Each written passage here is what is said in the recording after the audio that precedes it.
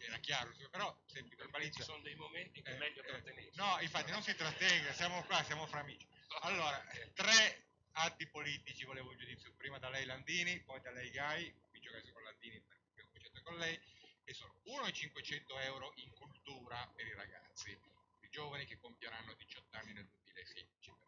Poi ancora questa roba non è stata ben definita, non sappiamo da che cosa si potranno spendere, però arriveranno questi soldi. Il secondo è il cosiddetto statuto dei lavoratori autonomi, che secondo Renzi, sempre statistiche ballerine, secondo Renzi riguarderà 2 milioni di persone, secondo la CGIA di mettere 200. E io quando leggo questa disparità di valutazione dico ma aiutatemi, no? Un'altra, la terza misura che volevo un giudizio da voi è quella annunciata per ora da Poletti di un sostegno al reddito pari a 320 euro al mese per, dice Poletti, 1 milione di poveri accompagnati da un piano per la loro inclusione sociale, sto citando il ministro. Sono questi 3 provvedimenti recenti, tutti e 3 in itinere, come sono annunciato in realtà, di cui volevo un giudizio da parte di ciascuno. Prima lei, Landini. Parto dall'ultimo, così come crede, però me li copro tutti e tre. Allora, in realtà l'ultimo provvedimento, quello che dicono sulla povertà, perché sui 500 euro ai giovani per me c'è un collegamento rispetto anche all'ultimo. Stiamo discutendo, per onestà, del provvedimento che il governo Letta e il ministro Giovannini a suo tempo avevano presentato, perché questo sostegno nasce da uno studio delle ACLI, della Caritas, c'è uno studio proprio che struttura questo disegno.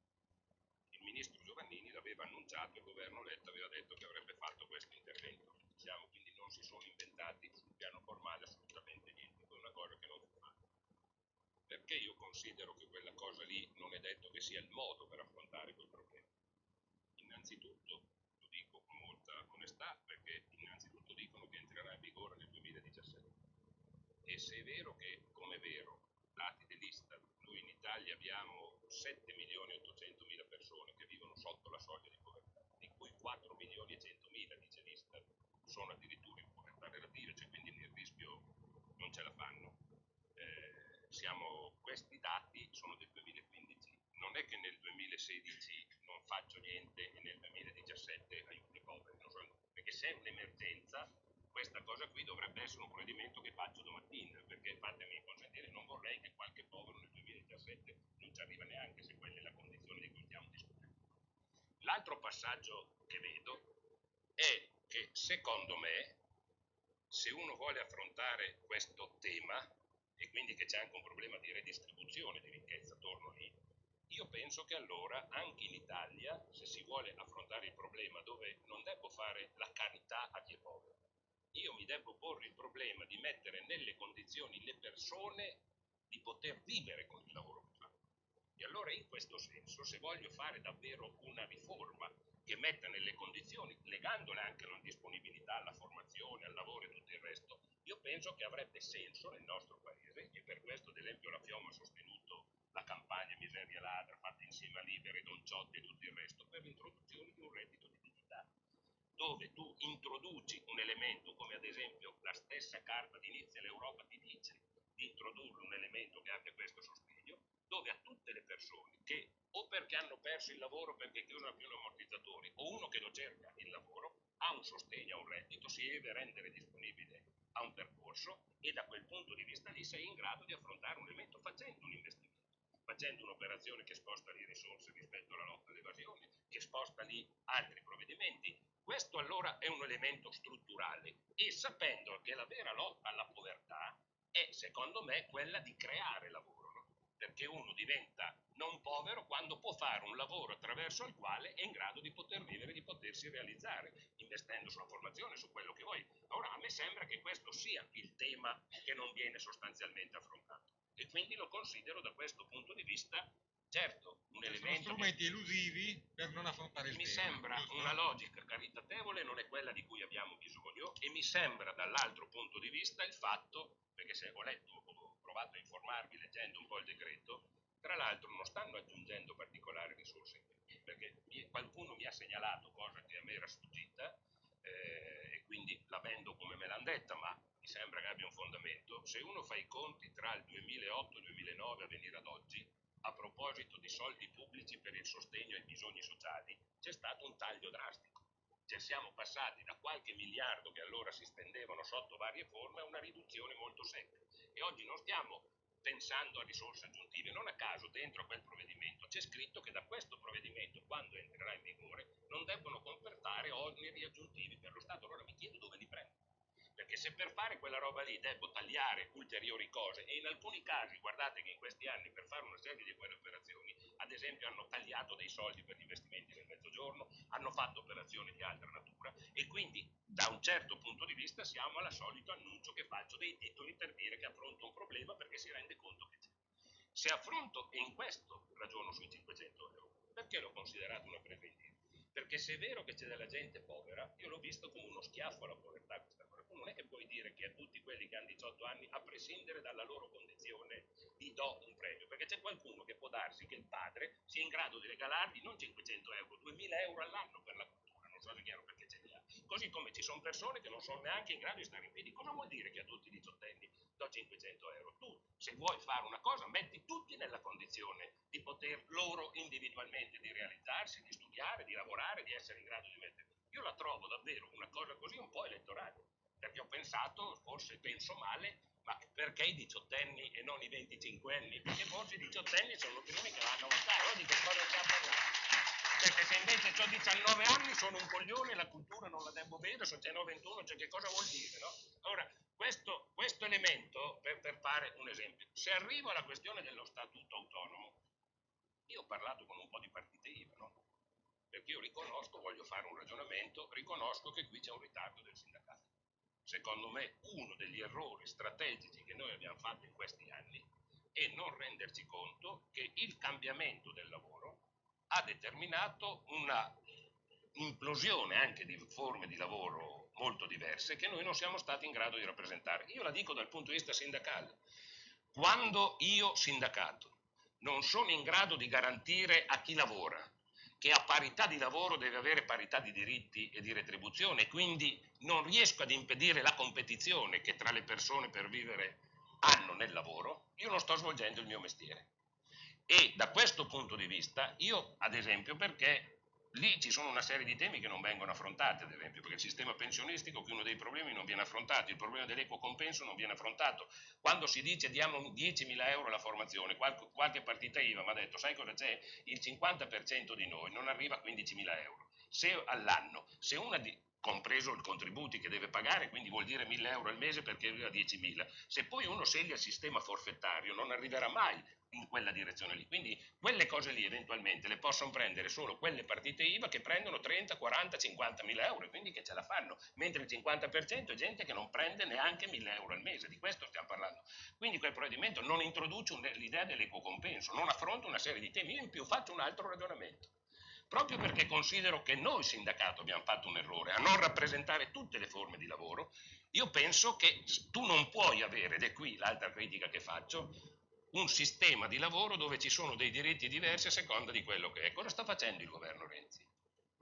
Per il pubblico impiego c'è un sistema, per i privati ce n'è un altro con la possibilità di licenziare, con il lavoro autonomo ce n'è un altro ancora. Ecco, io invece penso che se voglio disegnare un futuro, io devo pensare ad una nuova carta o un nuovo statuto di tutti i diritti delle persone che lavorano, perché io penso che ci sono una serie di diritti che debbono essere in capo alla persona, a prescindere dal rapporto di lavoro che ha.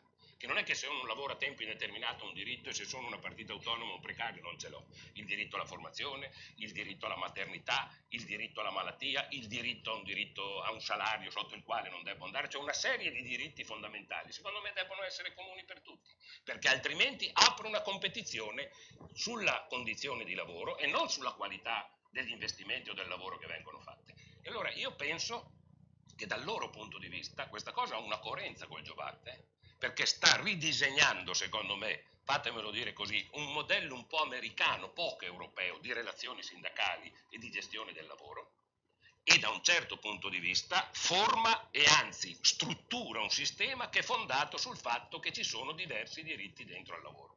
E siccome io penso che questo è un limite anche per le imprese, perché vuol dire che tu la competizione anche tra le imprese non la fai più con parità comune, quindi la diversità è chi è più bravo ad investire, ad innovare, ad avere nuovi prodotti, ma il rischio diventa quello che la competizione la fai perché io trovo uno che è disponibile a fare un po' meno, perché appalto, perché subappalto, ed è uno invece io credo dei grandi problemi che il nostro sistema industriale ha, se non cresce, se non affronta queste cose. Allora io questi provvedimenti capisco che dal loro punto di vista come governo sono in coerenza con i provvedimenti che hanno fatto prima, ma li considero sbagliati. Io sostengo molto convintamente la posizione che tutta la CGIL ha assunta, che in questi giorni ha messo a punto una proposta di nuovo statuto dei diritti di tutte le forme di lavoro. Stiamo chiedendo ai nostri 5 milioni di iscritti di dirci cosa pensano e gli chiediamo anche, prima volta perché non l'ha mai fatto nella sua storia, se sono d'accordo che la CGIL promuova un referendum abrogativo di leggi sbagliate. E io penso che questa sia una cosa che se ci viene confermata la dobbiamo fare, non solo per cancellare, ma per sostenere una proposta diversa anche di funzionamento. Quindi per questo considero quei provvedimenti sbagliati e penso che non è quello di cui abbiamo bisogno in questo momento nel nostro direi paese. che mi ha risposto in modo esaustivo e limpido. Anche lei, le chiederei un giudizio su questi 3 provvedimenti, poi vorrei passare a una roba più grossa, cioè la fine della contrattazione nazionale. Allora, partiamo da un'osservazione che sta a monte, che però ogni tanto non se ne parla più. Se noi vogliamo avere delle risorse da investire, poi entriamo nel merito, credo che una seria, vera spending review sui costi, sulla spesa inutile, sia un vero punto di partenza, e questo non è stato fatto e secondo me è un errore che non sia stato fatto, perché sicuramente andare a intervenire sulle partecipate, Questo la penso un po' come Brunetta, quindi non è stato fatto un buon lavoro sì, di spending review. In realtà non è che la penso come Brunetta, nel senso che finisco. Non è che la penso come Brunetta perché mi ha ispirato, ma credo che questo sia logico nel momento in cui, così magari mi attacco anche un po' a quello che diceva Landini prima, nel momento in cui tu chiedi dei sacrifici trasversali, perché sacrificarsi penso che sia la cosa che quando uno lavora deve fare, e quando chiedi dei sacrifici trasversali vorresti vedere delle azioni concrete che ti dicono beh, io faccio il mio, però si cerca di smettere un po' con questa macchina di costi inutili, perché di nuovo ieri mi chiedevano e poi mi attacco se secondo lo dicevamo anche oggi con i ragazzi, i giovani imprenditori del Friuli Venezia Giulia, se le tasse sono troppe, se devono scegliere le tasse, chiaramente sono alte, sono fra le più alte, però io ho detto ma iniziassimo ad avere i servizi per quello che paghiamo, poi avuto quello parliamo di abbassare le tasse, perché tanto a me la promessa di abbassare le tasse fra 2 anni con una situazione così ballerina è una promessa che mi può dare della fiducia, però forse anticipare delle azioni concrete che mi facciano vedere che ci sono dei tagli netti alla spesa improduttiva ti dà ancora più carica. Questi 3 specifici provvedimenti, allora, se vuole i dirmi... 500 euro secondo me, tolto che ho un figlio di 19 anni e quindi niente, non si sa mai, non diamo niente per scontato. Esatto, ci potrebbe presentare nemmeno. Allora, sui 500 euro io obiettivamente ritengo che la cultura debba essere fatta nei luoghi deputati alla cultura, quindi mi piacerebbe magari che la scuola portasse un ragazzo di 18 anni a vivere la cultura. Se poi questi 500 euro mi vanno per andare al cinema non sono d'accordo, e questo però è un'opinione assolutamente personale. Mi sarebbe piaciuto vedere questi 500 euro in capo a ogni ragazzo per andare a un esercizio commerciale, a un'azienda e dire io posso venire da te perché ho 500 euro se tu mi fai lavorare, perché avremmo avuto un risultato meraviglioso. 500 euro al ragazzo, con la copertura INAIL, la carico magari di questi 500 euro, ma soprattutto avremmo fatto capire ai ragazzi di 18 anni cosa vuol dire affrontare il mondo del lavoro, e ne abbiamo tanto bisogno, perché poi che uno scelga di fare il dipendente o l'imprenditore Però sarebbe Gli stato altri un due bel messaggio brevemente che poi passiamo ad altro perché ci sono le tanti partite temi. IVA secondo me sono da rimettere sicuramente a posto perché creano una concorrenza sleale in alcuni aspetti alle aziende che invece hanno dei dipendenti normalmente assunti, ma Vabbè, ma parliamo delle false partite IVA. sì, beh, dipende se vanno a prendere, perché non è che è detto che un libero professionista, un freelance non possa fare un lavoro che La fa concorrenza un'azienda. sleale avviene quando le situazioni non sono quelle vere, le situazioni formalizzate non sono quelle vere, altrimenti è concorrenza normale. Ma sì, concorrenza normale con costi diversi, mettiamola così. Va Quindi bene. va bene. Il terzo punto era che Il non so. terzo punto è il piano povertà, se vuole, se no Ma passiamo no, ad piano altro. povertà in realtà credo che ridistribuire la ricchezza sia probabilmente sensato, ma anche lì secondo me bisogna fare percorsi che invoglino al lavoro e non è distribuendo del denaro, non creando delle opportunità di lavoro, di percorsi di formazione. Io credo molto, ad esempio, nel metodo anglosassone, tu perdi un lavoro, non è un lavoro, vai al collocamento, devi dimostrare di cercare un lavoro e di formarti e allora hai quello che si chiama sussidio. Quando non dimostri e loro controllano che tu non abbia fatto il colloquio, che tu non ti sia formato, tu perdi sussidio. Anche il presidente Perché giovane di poi Confindustria è abbastanza favorevole al reddito minimo purché ci sia la disponibilità a lavorare. io sono per il lavoro, Poi arriviamo anche a questo, un po' più approfondito. Ma guardi, se lei porta un esempio arriviamo alle 9 diretto. A proposito di alternanza scuola-lavoro, abbiamo fatto un accordo con la Lamborghini e la Ducati a Bologna, dove con l'Istituto Aldini, uno tecnico, bene, in quelle due aziende ci vanno 60 persone, 30 e 30 per 2 anni, sono state fatte delle aule dentro la scuola, quelli fanno formazione che lavorano, imparano come si fanno quelle cose lì, avranno alla fine un diploma e l'impresa paga a quel lavoratore, a quelle persone lì 500 euro al mese, chiaro? Perché alla fine forma delle persone ed è in grado di costruire. L'ha fatto la Fiocca la cosa, capisci? Adesso per dare un... Ora, quelle sono le cose che sono utili, capisci? Queste sono le cose che tu devi incentivare. Se devo dare dei soldi pubblici, faccio un altro esempio, noi il problema... Quelli sono soldi che costruiscono Sono qualcosa. soldi che costruiscono e le imprese, quando in quel caso lì le imprese non hanno avuto nessun problema, è vero che dietro ci sono i tedeschi, c'è una storia, la scuola duale, c'è anche un altro elemento di cultura se vuoi, però sono cose che si fanno qui, non da un'altra parte e che possono essere costruite ed estese. E chiudo, perché anche questo, l'altro tema, se devo dare dei soldi, io vedo un tema.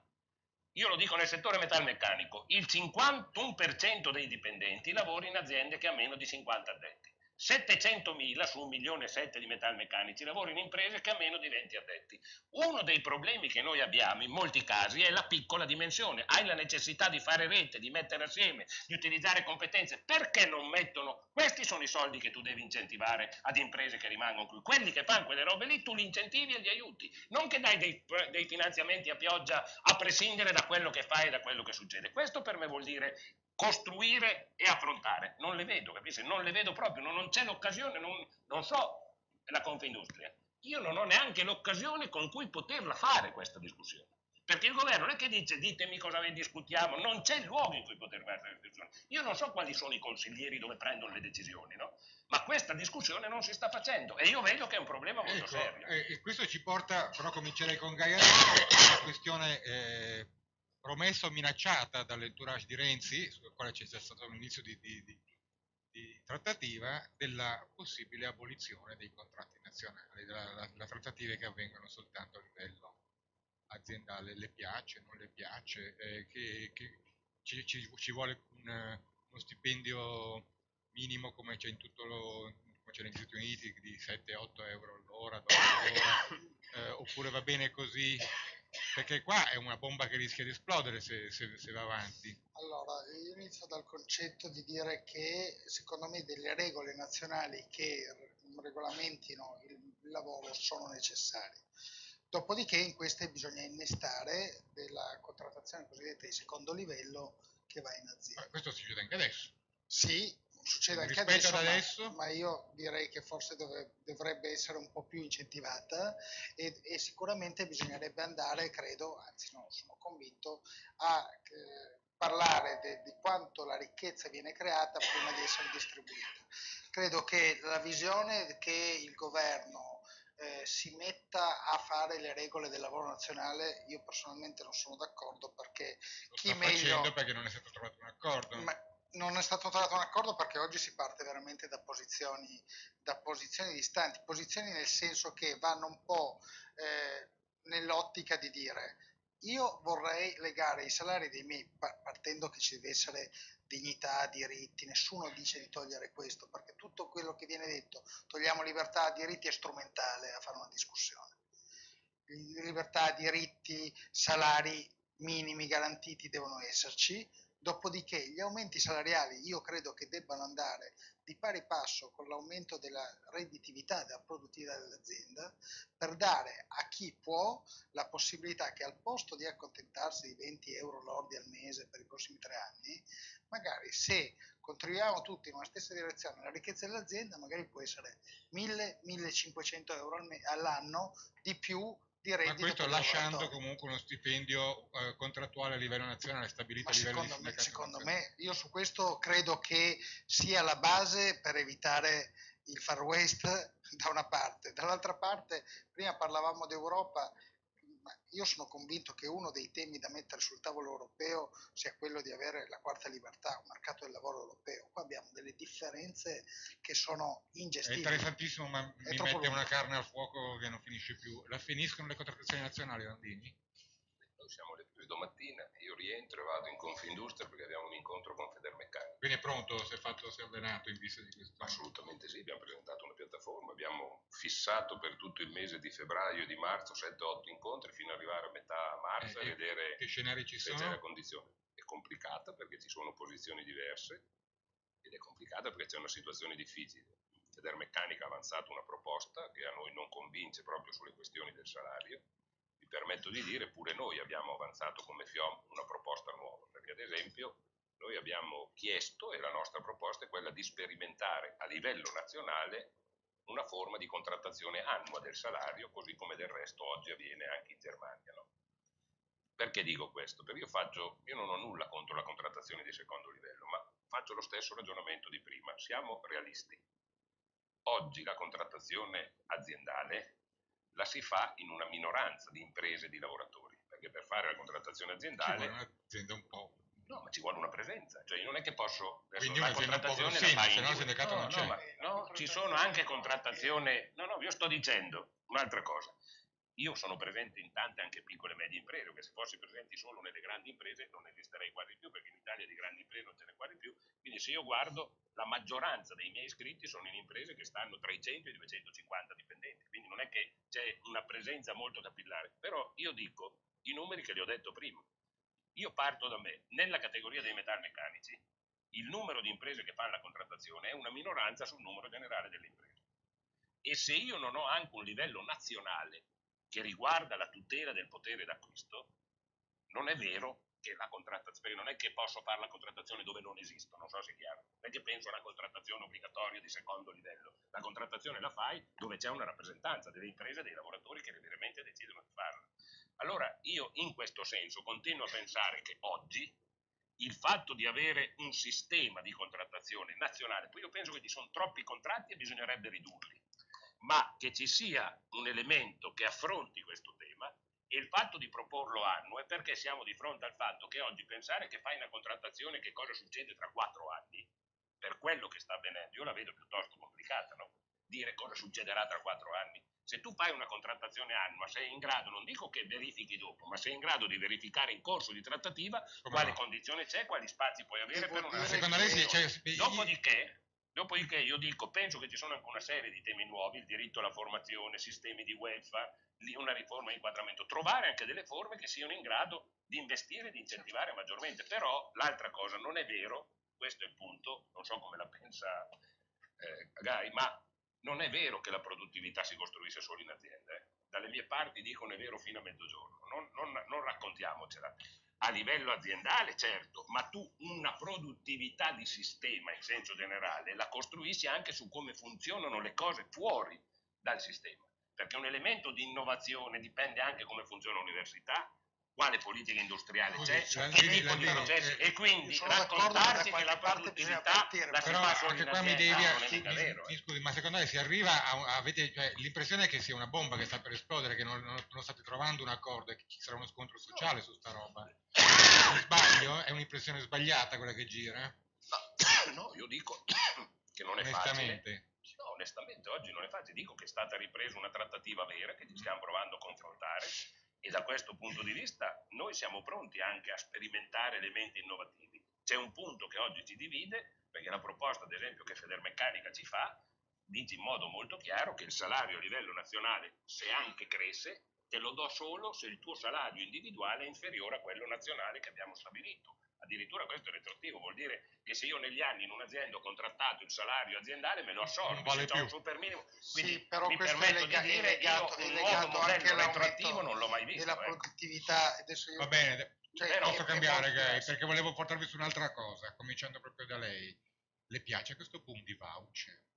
Ormai abbiamo un popolo dei voucher in Italia che sono centinaia di migliaia di persone e nessuno ne parla. Allora, No? Perché il popolo delle partite IVA l'ha scoperto con 15 anni di ritardo. Noi, certo, noi giornalisti. certo. Adesso forse fra un po' qualcuno No, comincerà a allora, scoprire il popolo dei voucher.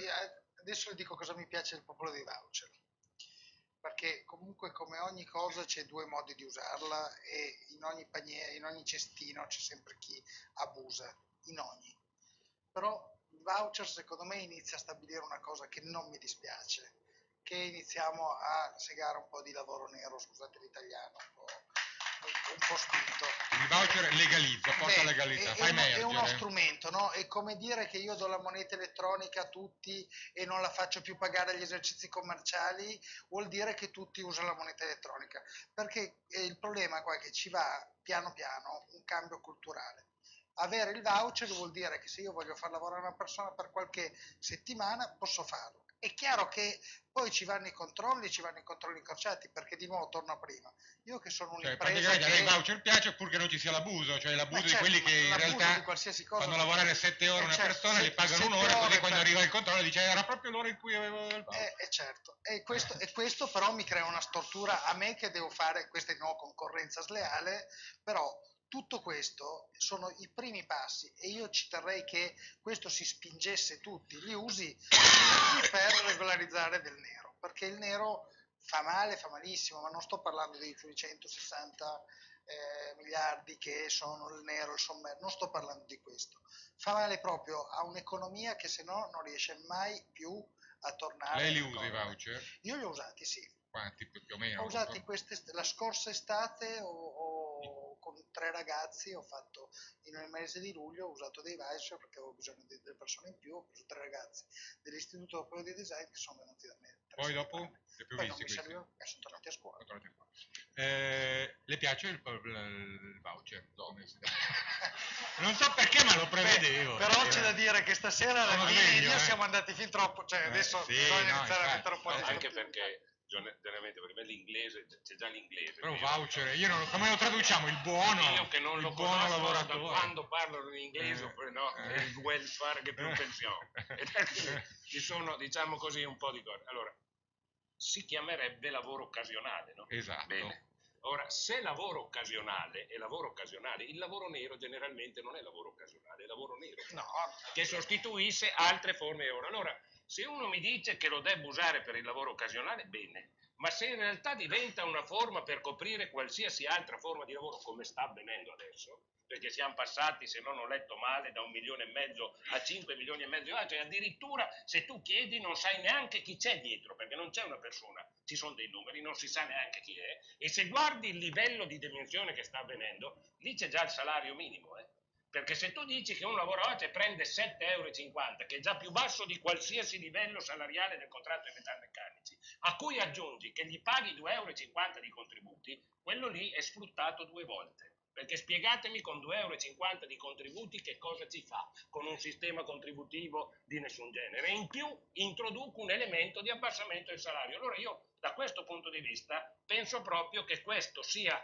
la peggior azione se il voucher diventa la forma che copre qualsiasi tipo di lavoro, perché non sei a difendere il lavoro occasionale, stai facendo diventare tutto occasionale. Allora io penso che il lavoro nero che va combattuto, sono totalmente d'accordo, penso che gli strumenti siano diversi e penso da quel punto di vista lì che una delle cose da fare sarebbe cancellare forme di lavoro inutili.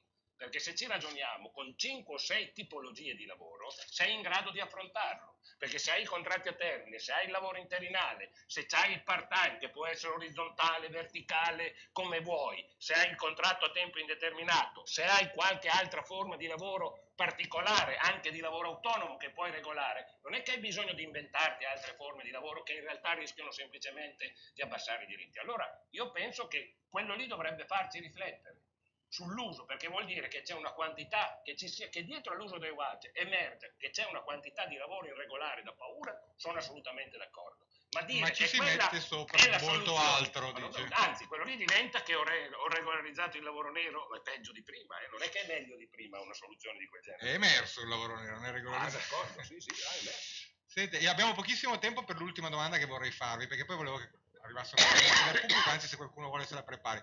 E l'ultima domanda è un po' più proprio legata alla nuova economia. C'è tutto un dibattito in corso, specialmente a livello americano, ma è qualcosa arrivato anche in Italia, sul fatto che i robot, gli algoritmi, l'intelligenza artificiale stanno facendo finire il lavoro. Non è che finirà del tutto, ma sarà molto rarefatto, poche persone lavoreranno per poche ore al giorno. Quindi stiamo ad accapigliarci su una cosa che non c'è più e ci sarà sempre meno. Tant'è che alcuni vedono il reddito minimo garantito come una forma di redistribuzione laddove non c'è più il reddito da lavoro. Intanto volevo sapere cosa pensate voi di questo scenario, se lo ritenete verosimile oppure se, come al contrario alcuni dicono, no, ogni cambiamento tecnologico ha distrutto posti di lavoro per crearne altri di più, è avvenuto nel passaggio dall'agricoltura alla meccanica, è avvenuto nel passaggio dalla meccanica al terziario, anche se invece alcuni dicono non è detto che ciò che è avvenuto una volta o due volte debba avvenire per sempre, questo passaggio non è detto che avvenga. È una buona lettura del futuro questa in cui il lavoro sparisce? O lo ritiene Secondo fantascienza? me no, io sono più convinto della seconda che lei ha detto, no? Come si dice. E cioè, indubbiamente siamo di fronte a un cambiamento, questa famosa industria 4.0, 5, quello che si vuole. Io la banalizzo in modo più, diciamo così, io percepisco che ci sono due cose di cambiamento. Uno, che se uno ragiona in termini di manifattura, il prodotto non è più da solo. La novità è che oggi hai il prodotto servizio che sono il prodotto. Quindi cambia la natura di che cos'è il prodotto.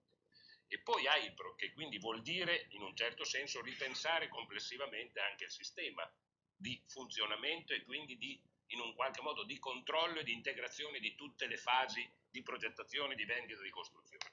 Poi oggettivamente il livello anche di tecnologie che oggi viene avanti pone anche il problema di dove puoi progettare, di dove puoi produrre, della velocità con cui lo puoi fare e quindi sei di fronte a una modifica sostanziale. Quindi questa idea che sparisse il lavoro è una sciocchezza perché dietro a chi pensa a quelle robe lì c'è sempre una persona. Numericamente molti meno. Allora, quelli che pensano il telepass sono meno dei casellanti, per non capirci. c'è alcun dubbio. Ho capito, quindi i ma casellanti non ci sono più. Sì, ma c'hai altre forme, no, che puoi fare, o c'hai altri bisogni di persona, c'hai altri servizi, cioè la gente si evolve. Se ragioni in quel senso lì, io devo anche pensare a cos'è il prodotto oggi. E allora ragiono sul fatto che oggi non c'hai solo la tecnologia di come lo progetti, ma anche cosa produci, perché lo produci, con quale sostenibilità ambientale. Quindi se faccio un ragionamento complessivo, noi siamo di fronte a un certo punto di vista a una rivoluzione complessiva con cui fare i conti, dentro il quale si colloca il lavoro. Allora, io in questo vedo un altro tema che si deve porre, che è la durata dell'orario di lavoro. Io penso sempre di più che oggi tu sei di fronte anche al fatto che c'è un problema di redistribuzione dell'orario di lavoro e delle forme di lavoro. Lavorare meno, lavorare tutti, come si diceva una volta. Quello è, ma non dico uguale per tutti. Io penso che, perché queste cose ci sono, che tu puoi anche avere un'articolazione degli orari che sono diversi a seconda degli orari che fai. Cioè, uno che deve lavorare la notte o il sabato o la domenica deve lavorare meno, perché è più disagiato e quindi c'è un po' di redistribuzione rispetto ad altri lavori. Penso ad esempio che questo tema riguarda anche tutto il problema delle pensioni e quindi di come costruisco un sistema, cioè penso che questa cosa deve portare a un ragionamento e da un certo punto di vista, siccome le tecnologie le progettiamo noi, non è che le progetta qualcun altro. Noi esseri umani, no? dice. Bene, dovremmo essere noi che pensiamo anche, non che le tecnologie decidono come siamo noi, ma dovremmo essere noi che decidiamo l'uso delle tecnologie e con quale Sarebbe finalità. molto bello. No, però questo è un punto, cioè io capisco che può Le essere tecnologie sono fatte da privati che pensano a se stessi e non al sociale. ma però questo è no, ovvio. ma se pensiamo, le invenzioni più avanzate non le ha fatte il privato, le ha fatte il pubblico.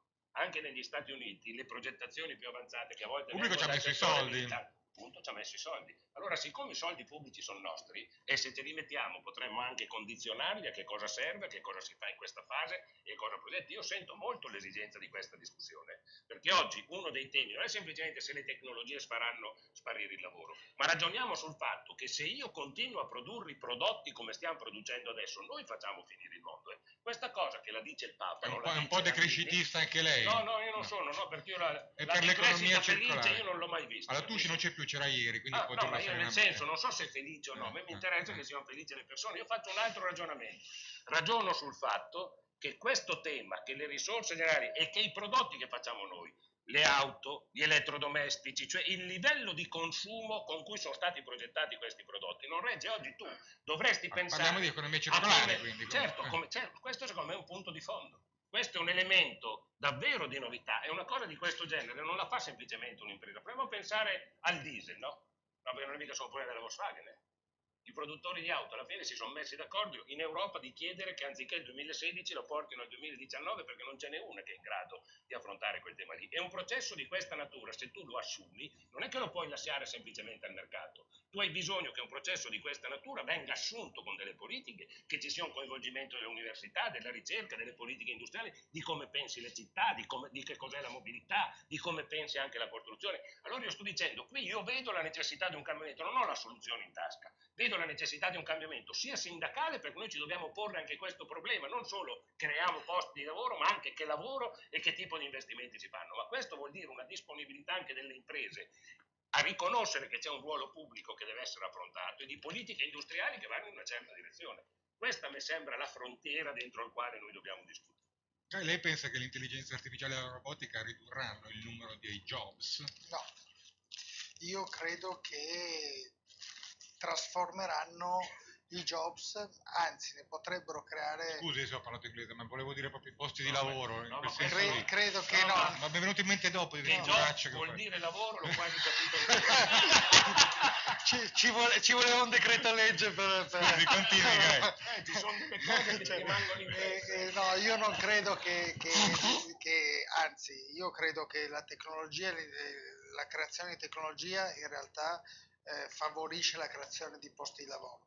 Oltretutto c'è un fenomeno che è assolutamente in atto, che è quello della nuova imprenditorialità, delle cosiddette start-up, che molti dicono ma tanto... Lei è un po' in conflitto di interesse su questo. Io sono un po' in conflitto di interesse, però parto dai dati così non lo sono più. Startup, registro imprese innovative, 5.200, circa 24.000 posti di lavoro. Questo non è un fenomeno, questa è un'economia. Quindi, come l'inserimento di innovazione e tecnologia crea occupazione. 24.000 posti di lavoro, se li vediamo come, non sono, come posso dire, è veramente un mondo economico che viene generato dalla creazione di tecnologie. Questo non è che ha un impatto negativo verso chi un lavoro ce l'ha già nella manifattura. Sicuramente però bisogna accelerare e bisogna cambiare la maniera in cui ci formiamo, perché qua non è più il passaggio dal tornio a colonna al tornio a controllo numerico. Qua è un passaggio dove lo stampo non lo faccio più in Cina, ma faccio un prototipo 3D a 200 km da casa mia, e poi prima lo provo e poi faccio fare l'invaso e poi me lo faccio mandare. Cioè, è cambiato il ciclo dell'economia. Questo però prevede che tutte le misure, la visione di politica industriale, perché io sottoscrivo che la Silicon Valley, la tanto amata Silicon Valley, se non c'erano investimenti pubblici, non ci sarebbe questo ormai stata. diciamo siamo d'accordo tutti. Sì, ma qui magari bisognerebbe pensare a iniziare a capire cosa fare degli investimenti pubblici, come fare. A me viene in mente l'Expo, grande successo, io passo di lì perché passo spesso, sì, stiamo attenti, lì abbiamo buttato via un grande patrimonio che invece potrebbe essere un'operazione di politica industriale sulle scienze umane, ricerca e sviluppo. Sindaco di Milano. Le piace Sala? Io devo dire che ha fatto bene Voterebbe. all'Expo. Fossi di Milano, mi piacerebbe sapere anche gli altri candidati, però forse lo voterei. Lei? Sala, ho le capito piace. la domanda. Sala. Presente quel signore che faceva l'Expo che adesso si candida a sindaco? Le Se piace? non vado così bene l'Expo potrebbe mettere a posto l'Expo. Potrebbe No, anche per riconoscere Ci una sono persona. domande dal pubblico che poi ci cacciano? Eccone, una lì. No, sì, sei tu. Io ti guardi in giro.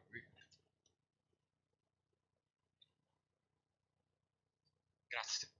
Sarò telegrafico. Il mercato del lavoro diventa sempre più fluido, quindi i lavoratori si muovono da un posto di lavoro all'altro, da un settore lavorativo all'altro con interruzioni di carriera. In questo mercato fluido, l'organizzazione sindacale è basata su strutture interconfederali. È utile organizzarli? Seconda domanda, più organizzata anche a livello europeo? Quali sfide, visto che Tu fai l'economia... due domande a Landini e pensi che poi ne rimanga qualcun'altra?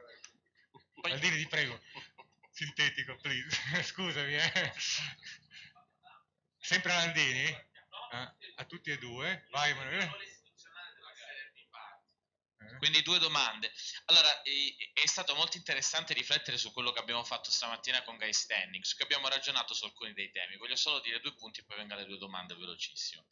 Se è cresciuta la produttività in maniera smisurata a livello globale, mentre i salari sono rimasti profondamente stagnanti, c'è un grande problema. Noi possiamo avere grandissima fiducia nella tecnologia, ma c'è un problema di fondo, che questa produttività crescente remunera il capitale di alcune imprese e non il lavoro. Cioè sostanzialmente prendete l'esempio di Airbnb, quanti erano? 600 dipendenti?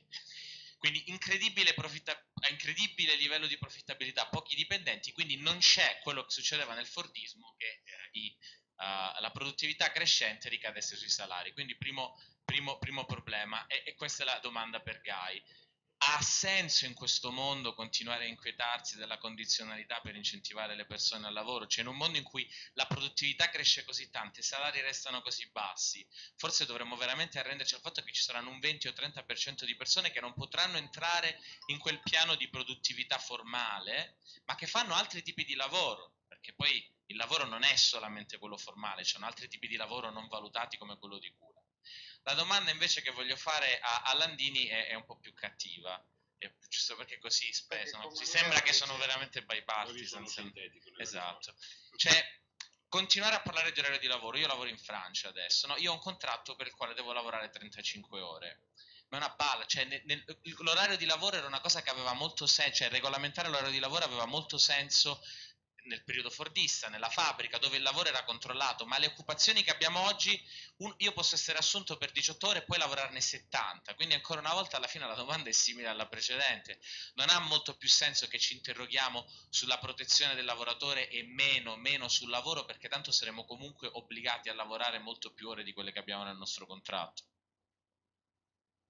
Parto da questa? No, io su quello non sono proprio d'accordo, ma proprio no. Io penso al contrario, che va proprio fissato un orario massimo giornaliero. Io ti faccio degli esempi. Oggi in Italia si lavora mediamente 1700 ore, ed è il paese dove si lavora di più. E siamo anche il paese che ha l'età pensionabile a 70 anni. Secondo, il ragionamento che faccio è che c'è un problema che può riguardare l'utilizzo degli impianti. Io penso che ci sono determinati lavori, perché non è che sono tutti uguali, ci sono determinati lavori che rimarranno con tecnologie, con 3D, rimarranno determinati lavori, non raccontiamoci cose. E se io devo lavorare di notte, di sabato, di domenica, siccome lavorare di notte, di sabato, di domenica è più pesante, io penso che devo lavorare meno. E penso che una parte della produttività che viene redistribuita può ritornare anche indietro al fatto che ci sono più persone che lavorano per fare un prodotto, e quindi che una parte della produttività che si crea col lavoro che faccio la uso per redistribuire l'occupazione, perché secondo me un mondo che non pensa a quale può essere il massimo di occupazione possibile è un mondo che secondo me non sta in piedi, perché il lavoro continua a essere per le persone una cosa fondamentale sia di identità sia per potersi realizzare, per poter fare un lavoro di un certo tipo. Quindi io penso invece al contrario, che quella roba lì non è una cosa che redistribuisce il lavoro, ma che è semplicemente un modo per aumentare l'utilizzo in realtà del lavoro. E oggi noi siamo di fronte a questo tema. Ci stanno chiedendo di lavorare di più dentro le ore già che si fanno e di lavorare per più tempo. A me sembra che le due cose assieme non ci stanno. Poi si può discutere delle forme di flessibilità degli orari, di organizzazione degli orari e avere anche una disponibilità diversa, ma su questo punto io ho proprio un'idea e insisto, non sto pensando a una riduzione dell'orario uguale per tutti. Io sto pensando a un'articolazione degli orari che è più basso laddove è più disagiato e dove al limite ho un utilizzo di un certo tipo e quindi a seconda del tipo di lavoro che fai. Perché penso che questo ragionamento riguarda anche le pensioni, ad esempio. Continuare a dire che dobbiamo aumentare l'età pensionabile perché aumenta l'aspettativa di vita è un'altra presa in giro, perché l'aspettativa di vita è legata al lavoro che fai e quelli che fanno lavori manuali, non sto dicendo solo metalmeccanici, ma appunto chi lavora di notte in ospedale, chi guida un treno, vive meno, dicono quelli che studiano queste cose. Allora se io voglio introdurre un elemento di giustizia, questo secondo me è un tema che devo affrontare in modo nuovo, non con regole uguali per tutti, ma in modo nuovo dentro questa dimensione. Sulla confederalità, era questa la domanda, io penso che sia un valore. Perché quale distinzione faccio? Se c'è una caratteristica del sindacato italiano, è proprio il fatto che non è mai stato un sindacato di mestiere, che si è sempre posto il problema di tenere assieme tutte le forme di lavoro.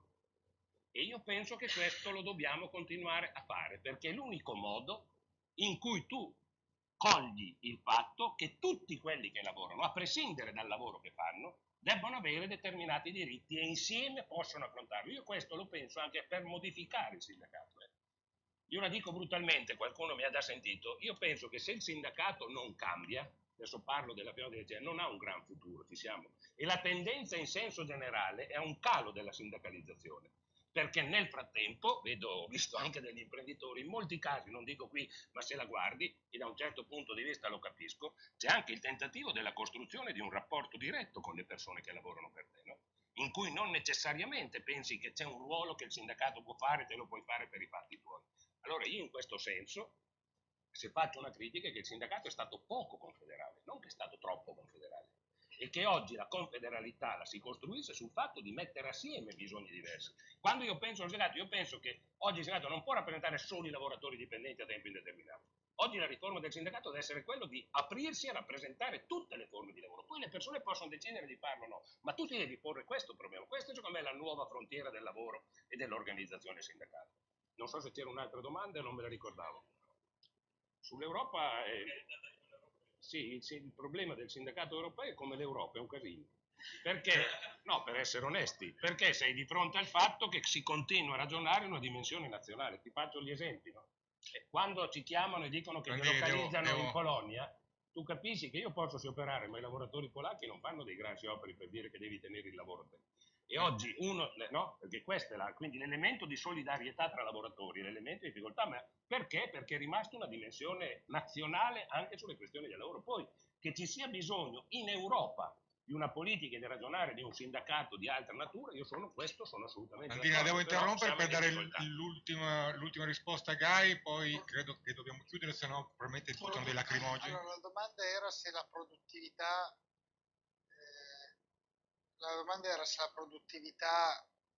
viene ridistribuita, viene creata, aumenta. Beh, in Italia la produttività devo dire che decresce da prima dell'inizio della crisi, quindi noi partiamo da un problema molto più grande di avere un sistema che non produce come dovrebbe, non ha produttività adeguata ormai da 8 anni. E quindi questo è il primo tema. La produttività quando è a regime è quella che secondo me invece deve impattare sui redditi, perché negli altri paesi dove i salari sono più alti dei nostri e dove probabilmente anche i guadagni sono più alti dei nostri, c'è una produttività che viene redistribuita. Qua produttività purtroppo, ed è un problema probabilmente anche fare un po' di autocritica di come sono state gestite le aziende e di come è stato impostato anche la meccanica dei costi, tutta una serie di cose. Però oggi noi abbiamo un problema alla base, non c'è la produttività in Italia adeguata, non per tutte le aziende, ma la produttività è più bassa rispetto agli altri